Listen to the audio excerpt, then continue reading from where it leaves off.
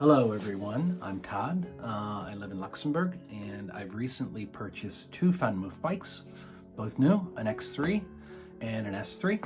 They're absolutely fabulous bikes, but I've had a few problems with both the bikes and I've started looking around at them and how to fix them. They're relatively easy to fix, most of the problems, and if you need a part and your bike's under warranty, Vanmoof will send you the part. It does take some time. So I have never worked on bikes before. I'm pretty handy and I'm learning how to work on these bikes, and I'd like to do a tutorial today on how to fix brake issues. So that would include fixing squeaky brakes or brakes that aren't working right, or replacing the brake pads as well. I've learned through experience, and I'd like to show you a few things that I have learned that would have been useful for me to know before I started off on this. Vanmoof does have their own video tutorials, but I find that they're not detailed enough and they don't explain things well enough. So the objective of this video is to show you not only how to do it, but how the brake works, and a few other things that I've learned from other YouTube videos. So without further ado, let's get started. So for this video, I'll be working on a Vanmoof X3, and I'll be working on the rear brake rotor and caliper. And to start off, you're going to need a few tools, basic tools. So first of all, your Vanmoof toolkit came with a number of wrenches, and we're going to be using sort of the second biggest Allen key here for all the work. The other useful things to have are paper towels. You might want to have a light. You want some sandpaper. This is, I think it's 400 grit sandpaper, so it's relatively fine. You'll need a small flat-headed screwdriver, possibly a file, a fine file, and you're going to need some brake cleaner. So let's get started. So this is the part of the bike that you're going to be working on. This is the rear brake, and just to show you what the different pieces are. So basically the brake is made up of four components. You have the disc or the rotor, which is the metal piece here, which is fastened to the wheel. You have the caliper. The caliper is then connected by this piece to the hydraulic brake at the front of the bike on the handlebar, and when you squeeze on that, the caliper engages two brake pads, which then rub against the disc, and then the bike stops. So what we're going to be doing today is we're going to be removing the caliper. You do that by unscrewing these two bolts. We're going to be taking out the brake pads and cleaning those. You can replace them as well if need be. I don't know exactly where to buy Vanmoof specific pads, but I did recently buy some replacement pads on Amazon based on some information I got on the web. But at this point, I don't need to replace them. So we're going to take the brake pads out. We're going to clean them. We're going to also decontaminate the disc. And then we're going to reinstall the brake pads, and then reinstall the caliper, and also adjust the brakes, which is relatively simple. When I did this the first time, I wasn't exactly clear on how the brakes are adjusted, so I'm going to explain that to you. It's relatively simple, but I'd like to explain the concept. So the first thing we're going to do is we're going to take out this bolt and this bolt by turning them counterclockwise. Relatively straightforward. Once you get that one started, you can usually pretty much unscrew it without taking out the Allen wrench.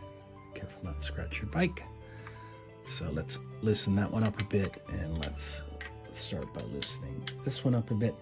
One thing that's important to note, and I don't claim to understand why, but when you take off the caliper, you are not supposed to engage the brake.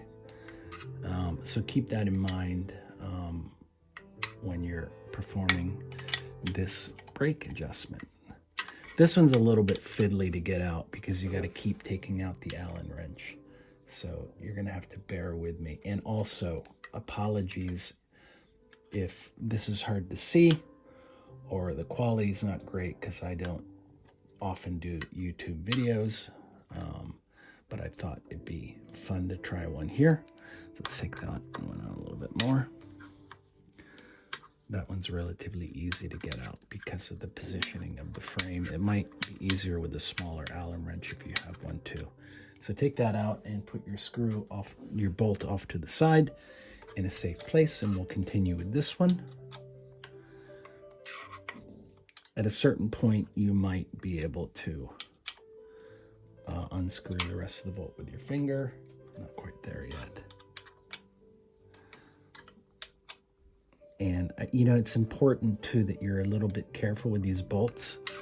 You don't want to strip out the part where the Allen wrench goes in. But if you're careful, that shouldn't happen. And worst case scenario, you have to get new bolts. Also important that when you're tightening them, you get them going straight in, because the last thing you want to do is strip out the threads in here. They'll have to be retooled if you do, which not everyone can do at home. So that is pretty much out. So get that guy out of the way. And now you can simply pull off the caliper. And that's what it looks like. So in here you have 2 brake pads, which we're going to remove. Removing them is relatively simple. You might need your small flat-headed screwdriver. Sometimes you can use a small pair of pliers to pull them out, but the idea is that you push the tab down, and then again, didn't seem to work. There we go. And now you can pull that guy out. And there you can see the first one. This one actually doesn't look too bad. I'm not sure how well you can see that. But we're going to clean them off anyways, give them a quick sanding, and then get rid of any contamination. So once you get that one out, the second one is much easier to get out. You just pull it out like that. And there's the second one. So what we'll do now is, if we move this over here, I'll go to my workbench, okay? And the easiest way to do this is to take your sandpaper, I get both of my guys here, and to simply, on a flat surface,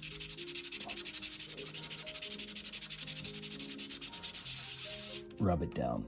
And you can see the colors change. There's a bit, if you can see that line on there, it's a bit of scarring. So in a worst case scenario, to get rid of that, you can also take a really fine file and simply file that down a bit. I'm not sure how necessary that is, and you don't want to do too much filing, because I guess that you'll just quickly completely deplenish the surface. But if you give it a quick rub on the sandpaper, that should be enough. So now you can see that one.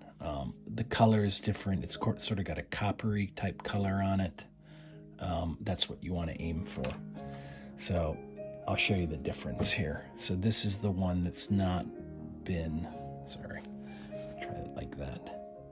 This is the one that's, this one here has not been sanded down, and this one here has.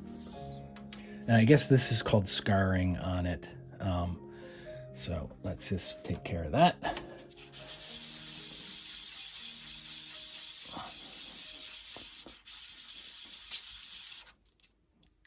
And that one looks pretty good. So now, once you've done that, you're going to want to make sure that you clean them off really well. And I think the easiest way to do that is, I've got brake cleaner here, which you can get at any automotive store. And you just want to spray those down and then wipe them off, and then avoid touching the pads before you put it back on. And basically the way that the brakes work is the hydraulic system effectively compresses these two pads against the rotor, and that stops the bike. So make sure that when you put them back in, you have the actual pads, not the rear side, facing each other. So back to the bike. Let's see if I can get the camera. So now what we're going to do, four things. We're going to reinstall the pads into the caliper. We're going to then remount the caliper onto the bike. We're going to clean off any contamination on the actual disc, the rotor, and then we're going to adjust the brakes. One thing I like to do, which you can do as well if you have any compressed air, is to just blow that out a little bit.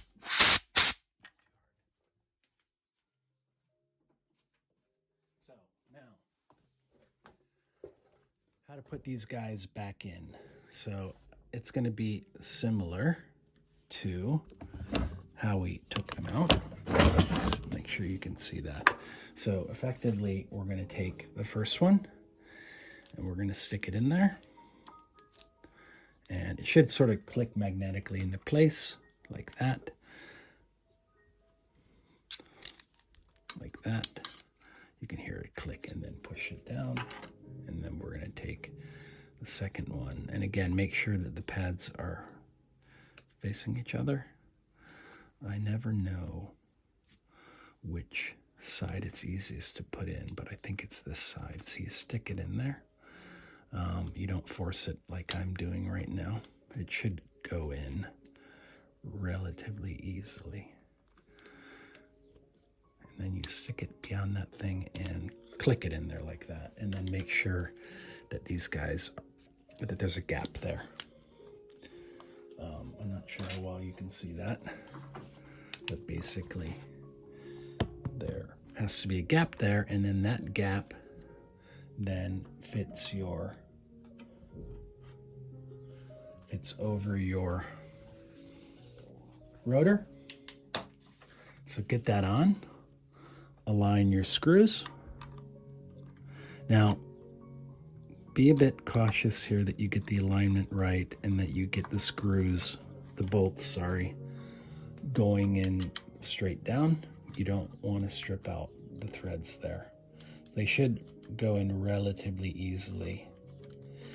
So screw that one down as much as you can with your fingers to avoid having to fanny about with the Allen wrench. Now, you're not going to tighten these down all the way yet. You're just going to get them going. There we go. Same with this one.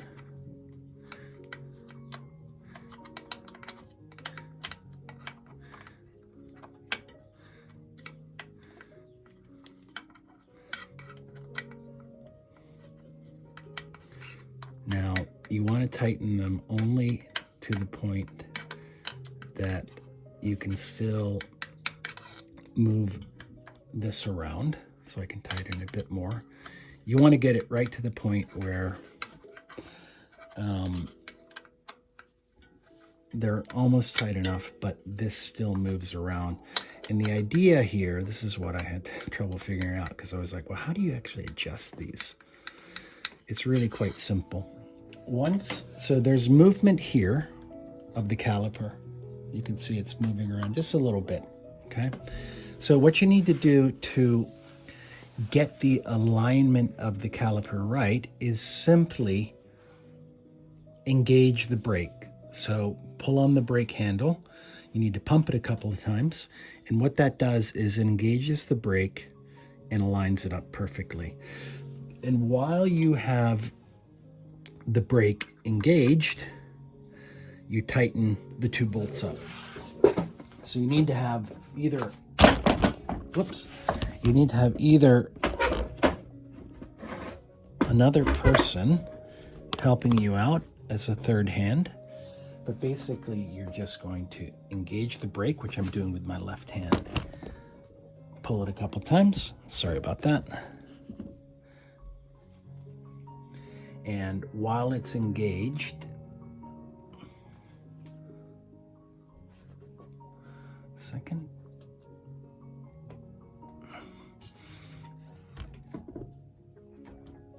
Okay, and while it's engaged, you're going to tighten up your screws all the way. So get that one. And then this one as well. While you're applying pressure on the brake. Okay? So now you can see if there's any sound. Just listen to it. I don't hear anything. And then you try engaging the brake. Make sure nothing's rubbing. And now you can sort of tighten the bolts down all the way.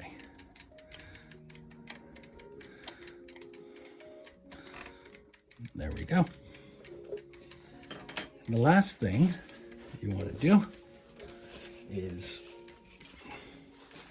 you want to clean off any contamination on, sorry about that, on the disc itself. You can do that by simply spraying some brake cleaner on there and